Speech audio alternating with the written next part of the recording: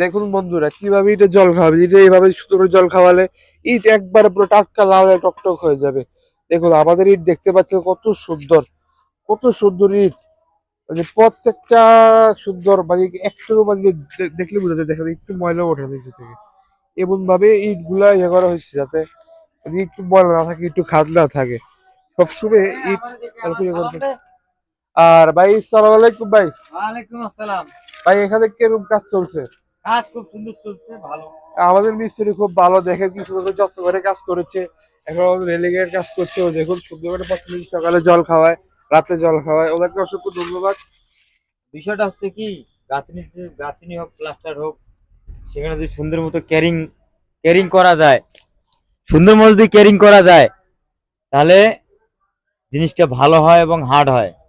হয়তো বা অনেকে বাড়িওয়ালা আছে পানি দিতে চায় না, ক্যারিং এর জন্য লোক রাখে না, কিছুদিন পর প্লাস্টার ধসে যায়, নষ্ট হয়ে যায়, সেই ক্ষেত্রে মিস্ত্রি এবং ইঞ্জিনিয়ারের দোষ হয়।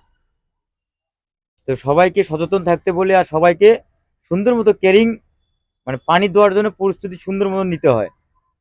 নিম্নে 1 সপ্তাহ পানি সুন্দর মতো দিতে হবে, সকালে বিকালে দুপুরে 3 বেলা পানি দিতে হবে, তাহলে জিনিসটা সুন্দর হবে, হার্ড হবে। থাকবেন তো আপনারা, আমরা করে দিয়ে চলে যাব। অসংখ্য ধন্যবাদ ভাই।